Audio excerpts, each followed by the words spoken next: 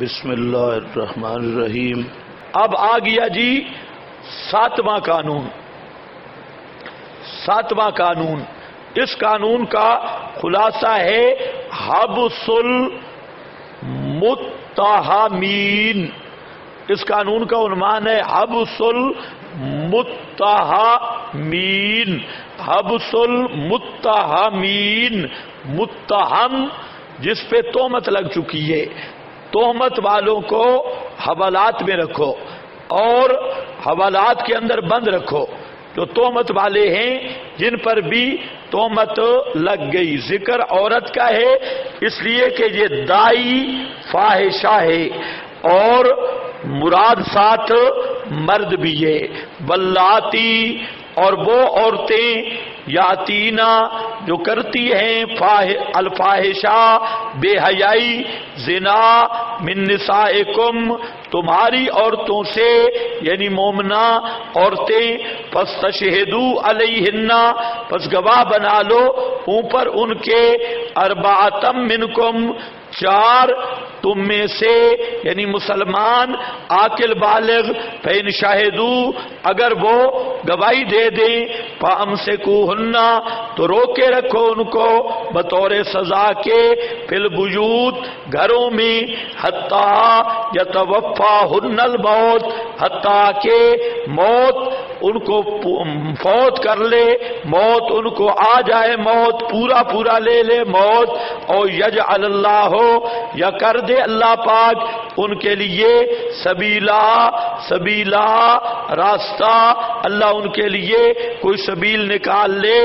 اور وہ دو مرد یا عورت اور مرد، واللذانی کے دونوں معنی کیے گئے، دو مرد یا ایک عورت اور مرد کرتے ہیں بے حیائی منکم تم میں سے، فآذوہما تو ان کو سزا دو، فإن تابا اگر وہ توبہ طیب ہو جائیں، واصلحا اور آئندہ کے لیے اصلاح کر لیں، فاعرضوا عنہما ان سے تعرض نہ کرو، ان کو چھوڑ دو، ان اللہ کان توابا رحیما بے شک اللہ ہے بہت توبہ قبول کرنے والا، رحم کرنے والا۔ یہ جو آیت ہے اس پر بحث ہے۔ واللاتی میں کیا حکم ہے؟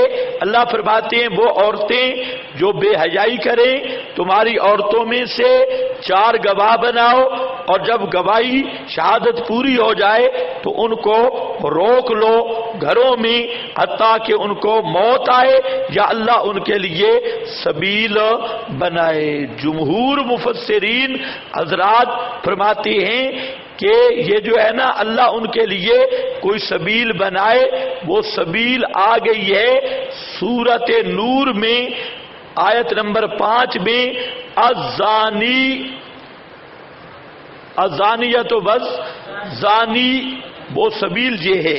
تو وہ کہتے ہیں کہ یہ سبیلہ سے مراد یہ سبیل ہے زنا کی حد، جب تک ان یا تو مر جائیں، کہتے ہیں یہ پہلے حکم تھا کہ ان کو حبس میں رکھو، گھروں کے اندر بند رکھو، اور بعد میں جب سورۃ نور کی آیت آ گئی تو یہ حکم اٹھ گیا، گویا کہ خود اللہ نے فرما دیا تھا یجعل اللہ لہن سبیلا، کہ اللہ پاک ان کے لیے کوئی راستہ نکال دے۔ سبیل سے مراد کیا ہے بزرگوں؟ الرجم للسیب والجلد للبکر، بخاری میں صفحہ 657 پر ابن عباس سے یہی تفسیر مروی ہے بخاری شریف میں، لیکن شیخ القرآن مولانا محمد طاہر رحمۃ اللہ علیہ وہ اور معنی کرتے ہیں، وہ بخاری والا معنی نہیں لیتے۔ سمجھ گئے یا نہیں سمجھ گئے؟ بخاری والا یہ معنی حضرت شیخ القرآن مولانا محمد طاہر صاحب نہیں لیتے۔ حضرت یہ فرماتے ہیں کہ یہ جو حکم ہے نا کہ جو بے حیائی کریں تمہاری عورتوں سے، وہ فرماتے ہیں کہ مرد بھی ساتھ شامل ہیں، صرف عورتوں کا حکم نہیں ہے، مرد بھی، عورتیں بھی جو زنا کریں ان کو بند رکھو، چھوڑو نہیں، حوالات میں بند کرو، عورتوں کو گھر میں اور مردوں کو حوالات میں جب کیس چلتا ہے نا تو مجرم بھاگ جاتی ہیں، تو اس لیے فرمایا پکڑ کر رکھو حتیٰ کہ اللہ یا تو وہ مر جائیں، عموماً کبھی بندہ مر جاتا ہے، یا اللہ ان کے لیے کوئی راستہ نکالے، یعنی جج فیصلہ کرے. سمجھے کہ نہیں سمجھے؟ اللہ ان کے لیے راستہ نکالے، کیا کرے؟ جج. اور فیصلہ تو بعد میں ہوگا نا، ہائی کورٹ میں، سپریم کورٹ میں بعد میں فیصلہ ہوگا، کئی دن لگ جائیں گے، لیکن اس دوران ان کو حوالات میں بند رکھو، متہمین کو، اور جہاں تک کہ اللہ ان کے لیے کوئی راستہ نکالے، یعنی ان کے حق میں حتمی فیصلہ آئے جج صاحبان کا، قاضی صاحبان کا کہ یہ مجرم ہیں یا نہیں. جب حتمی فیصلہ آئے گا تو پھر حد جاری ہوگی، سیب کے لیے رجم اور بکر کے لیے جلد وہ لگیں گے. لیکن یہ آیت حضرت فرماتے ہیں اس کا معنی یہی ہے. کچھ بات آپ کو سمجھ آئی یا نہیں آئی؟ اونچے بولو. یہ جو پیچھے سوئے بیٹھے ہیں وہ بھی بولیں. ہاں، پچھلے جہان والے سوئے ہوئے ہیں، ہاں وہ بھی بولیں تاکہ آپ کی نیند اترے، شیطان بھاگے. شیطان اب ویسے بھی تقریباً جیل میں جانے والا ہے اور پہلے اپنا وہ ساری کارروائی کرنا چاہتا ہے، آخری ہاتھ دکھا رہا ہے، اس لیے جاگ کر بیٹھو. دیکھو سمجھ گئے یا نہیں سمجھ گئے؟ ویسے حضرت شیخ کا معنی کتنا بہترین ہے، زبردست معنی ہے شیخ القرآن رحمت اللہ علیہ کا، لیکن ہے بخاری کے خلاف. بخاری میں ابن عباس سے 657 صفحہ پر وہ موجود ہے جو پہلے میں نے بیان کیا، تو کوئی مسئلہ نہیں، معنی یہ بھی صحیح ہے. تو حضرت شیخ کے اس معنی پر یہ حکم پہلے بات تاخیر تنسیخ ہے ہی نہیں، بلکہ مطلب ہے، اور بات ہی ایسے ہے کہ ان کو حوالات میں رکھنا چاہیے، فیصلہ بعد میں آئے گا. فَإِن تَابَا، بس اگر وہ توبہ کر لیں بعد از اذیت.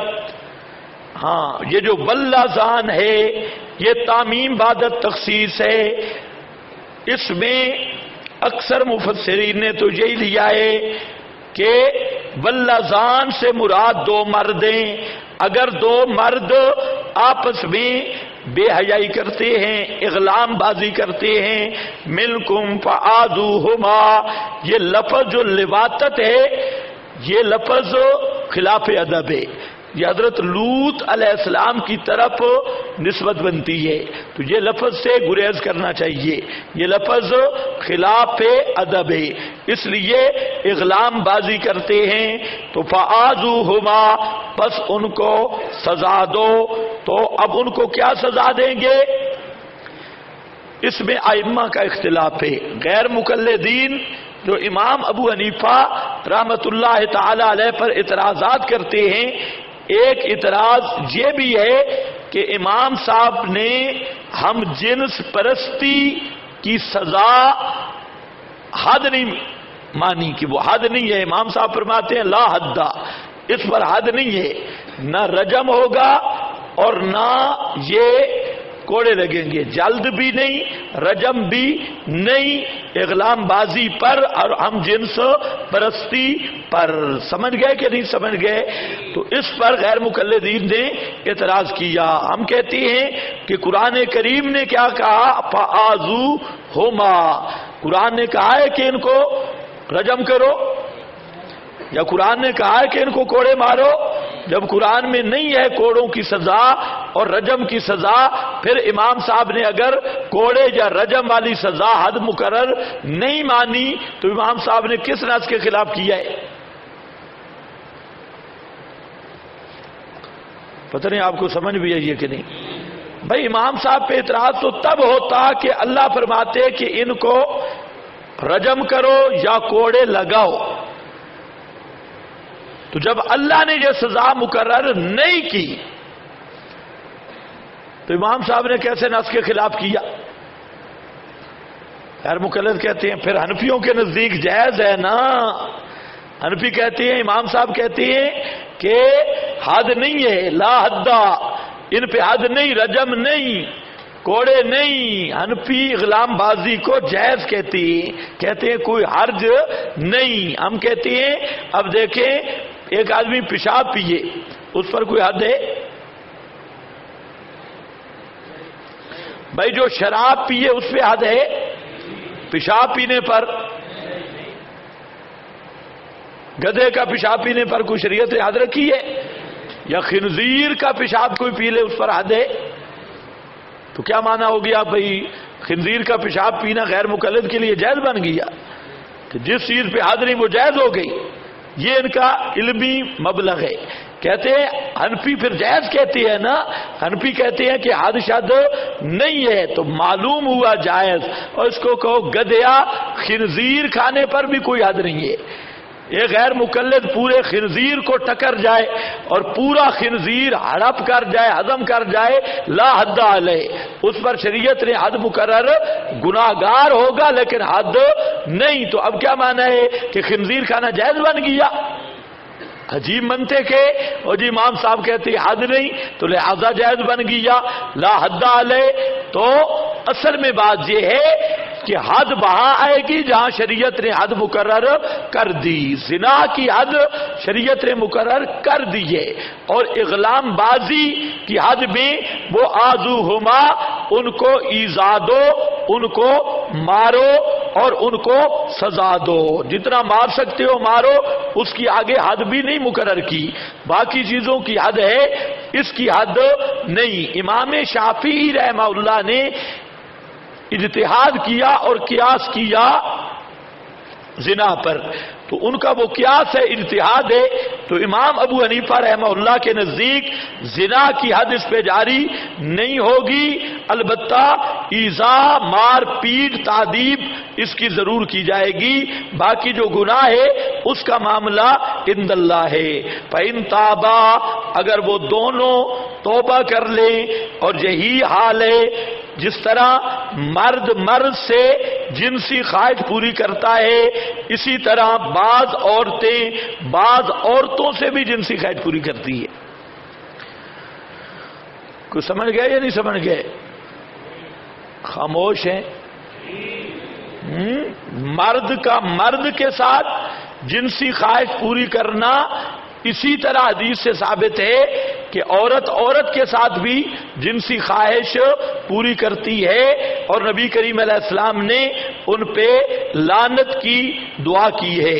تو یہ دونوں جنسوں کا آج کل تو یورپ میں عورت سے شادی بھی ہو رہی ہے، عورت سے شادی کر رہی ہے، مرد سے شادی کر رہا ہے، اور ان کے قوانین میں حکومتی سطح پر ان کو اجازت اور رخصت بعض ممالک میں حاصل ہے.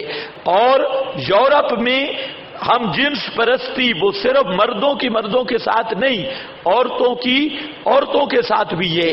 اس لیے جہاں بنات کے مدارس ہیں وہاں کا اہتمام اور وہاں کا لحاظ رکھنا بھی ضروری ہے. اس چیز پر بے فکر نہیں ہونا چاہیے کہ سب بنات کے مدارس ہیں تو جس طرح بنین کا مسئلہ ہے اسی طرح بنات کا بھی یہ مسئلہ ہے. اب دیکھو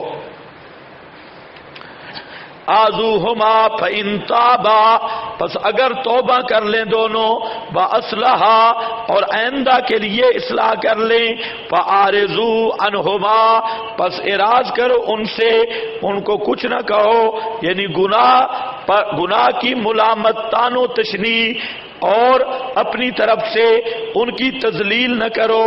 اگر وہ توبہ کر لیں دونوں، وأصلحا، اور کیونکہ یہ ایک ایسی بدنامی ہوتی ہے کہ جب یہ بدنامی لگ جائے تو لوگ پوری زندگی اس کو تانے دیتی ہیں.